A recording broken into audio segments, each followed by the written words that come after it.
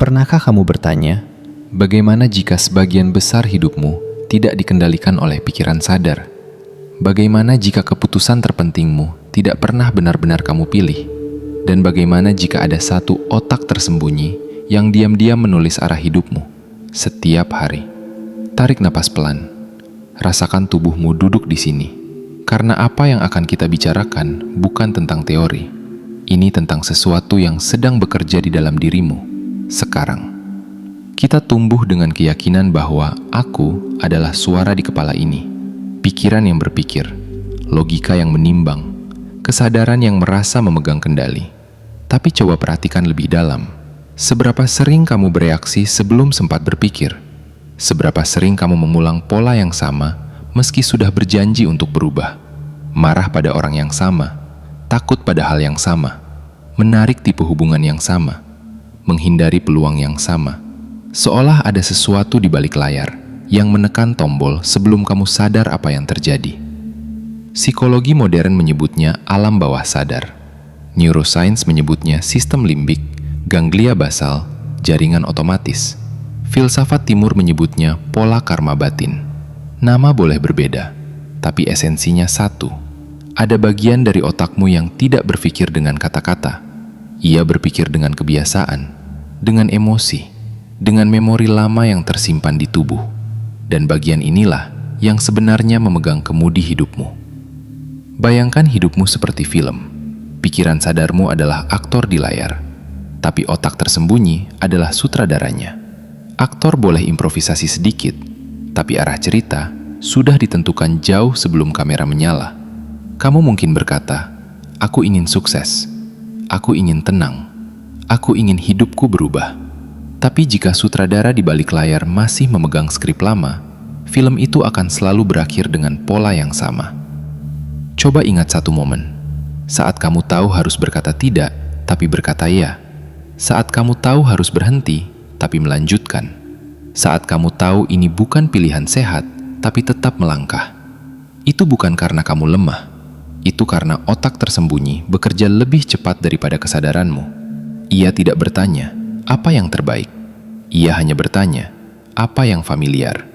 Apa yang aman berdasarkan masa lalu? Dan di sanalah jebakannya.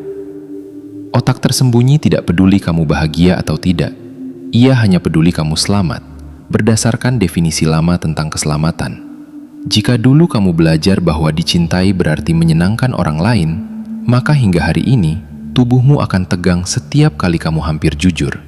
Jika dulu kamu belajar bahwa gagal itu berbahaya, maka hingga hari ini, jantungmu berdebar setiap kali peluang muncul. Ini bukan kesalahanmu. Ini adalah program. Dan program tidak dilawan dengan kemauan keras. Program diubah dengan kesadaran yang lebih dalam. Disinilah banyak orang salah paham tentang manifestasi. Mereka mengira manifestasi adalah soal berpikir positif, mengulang afirmasi, membayangkan hal-hal indah. Padahal, jika otak tersembunyimu masih menyimpan rasa tidak layak, rasa takut, atau konflik batin, maka setiap afirmasi hanya seperti menempel poster baru di dinding yang fondasinya retak. Luar terlihat indah, dalam tetap sama. Manifestasi sejati tidak terjadi di pikiran. Ia terjadi di sistem saraf, di napas yang memendek atau melonggar, di bahu yang selalu tegang atau akhirnya jatuh rileks, di reaksi spontan tubuh saat menghadapi hidup. Karena otak tersembunyi berbicara lewat sensasi, bukan lewat kata. Coba sekarang. Tanpa mengubah apapun, perhatikan napasmu. Apakah ia dalam atau dangkal? Tenang atau tergesa? Napas adalah bahasa favorit otak tersembunyi, dan setiap pola napas adalah sinyal. Sinyal apakah hidup ini aman atau harus diwaspadai. Jika kamu hidup bertahun-tahun dalam mode bertahan, tubuhmu akan menganggap ketenangan sebagai ancaman. Ya, ancaman. Karena ketenangan terasa asing, dan yang asing dianggap berbahaya. Inilah mengapa sebagian orang merasa gelisah saat hidup mulai membaik. Mengapa mereka tanpa sadar menciptakan masalah baru tepat ketika segalanya tenang. Bukan karena mereka ingin menderita, tapi karena otak tersembunyi belum diperbarui. Ada eksperimen menarik dalam neuroscience. Tubuh diberi stimulus emosional dan otak merespon sebelum pikiran sadar sempat menilai. Kesimpulannya sederhana tapi mengguncang. Kita merasa dulu, baru berpikir. Kita bereaksi dulu, baru mencari alasan. Artinya, kebanyakan keputusan hidupmu adalah justifikasi, bukan pilihan murni. Dan disinilah pintu kebebasan sebenarnya terbuka. Bukan dengan melawan pikiran, tapi dengan mendengarkan tubuh. Karena tubuh tidak berbohong, ia hanya jujur tentang sejarah yang belum disadari. Setiap ketegangan adalah cerita lama. Setiap reaksi berlebihan adalah pesan. Dan manifestasi bukan menarik sesuatu dari luar, tapi melepaskan sesuatu yang menghalangi dari dalam. Bayangkan otak tersembunyimu seperti anak kecil. Ia tidak bisa diajak debat. Ia tidak paham logika rumit, tapi ia sangat peka terhadap rasa aman. Nada suara, ritme napas, kehadiran penuh. Semakin kamu memaksa, semakin ia menutup diri. Semakin kamu hadir dengan lembut, semakin ia mulai percaya. Inilah mengapa perubahan sejati terasa sunyi, tidak dramatis, tidak meledak-ledak. Ia terasa seperti ruang. Ruang sebelum bereaksi. Ruang sebelum mengambil keputusan. Ruang sebelum mengulang pola lama. Dan di ruang itulah otak tersembunyi mulai belajar ulang. Saat kamu berhenti bereaksi otomatis, kamu sedang mengajarinya bahasa baru, bahwa hidup ini aman tanpa harus mengontrol, bahwa kamu bisa berkata tidak tanpa kehilangan cinta, bahwa kamu bisa bergerak maju tanpa harus sempurna. Ini bukan latihan satu malam, ini adalah hubungan baru dengan dirimu sendiri. Perlahan, reaksimu berubah, pilihanmu terasa lebih jujur, hidup tidak lagi terasa seperti medan perang. Bukan karena dunia berubah, tapi karena sistem di dalammu berhenti berperang.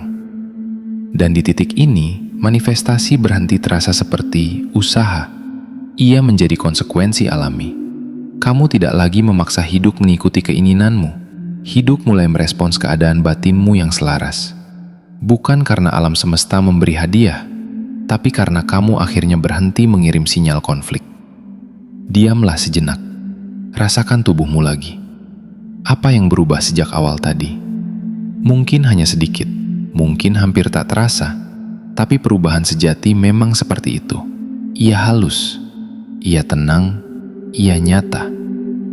Dan mungkin untuk pertama kalinya, kamu tidak sedang mencoba mengendalikan hidupmu. Kamu sedang mendengarkannya. Ketika kamu mulai mendengarkan hidup, sesuatu yang aneh terjadi. Hal-hal yang dulu terasa berat, perlahan kehilangan cengkeramannya. Bukan karena masalahnya hilang, tapi karena kamu tidak lagi melawannya dari tempat yang sama. Otak tersembunyi mulai belajar satu hal sederhana. Tidak semua ketidaknyamanan berarti bahaya. Dan kalimat itu mengubah segalanya. Selama ini, setiap kali rasa takut muncul, tubuhmu bersiap bertarung atau lari. Setiap kali ketidakpastian hadir, otot menegang, napas menyempit, pikiran berpacu. Padahal hidup tidak meminta kamu bertarung, ia hanya meminta kamu hadir. Dan kehadiran adalah sinyal terkuat yang bisa kamu kirim kepada sistem sarafmu. Inilah rahasia yang jarang dibicarakan. Manifestasi bukan tentang menyinginkan lebih keras. Manifestasi adalah tentang berhenti menolak apa yang sedang ada. Karena penolakan adalah bahasa lama dari otak tersembunyi. Bahasa yang berkata, ini tidak aman, ini tidak cukup, ini harus diubah sekarang juga. Dan setiap kali bahasa itu aktif, hidup membaca sinyalnya dengan sangat jelas. Pernahkah kamu memperhatikan bagaimana orang yang paling tenang seringkali menarik peluang tanpa berusaha keras? Bukan karena mereka lebih pintar, bukan karena mereka lebih spiritual, tapi karena tubuh mereka tidak mengirim sinyal konflik. Mereka tidak sedang mengejar hidup, mereka tidak sedang menolak hidup, mereka hadir, dan hidup tahu kemana harus bergerak. Ketika otak tersembunyi merasa aman, ia berhenti memutar ulang masa lalu. Ia berhenti memprediksi bencana yang belum tentu terjadi.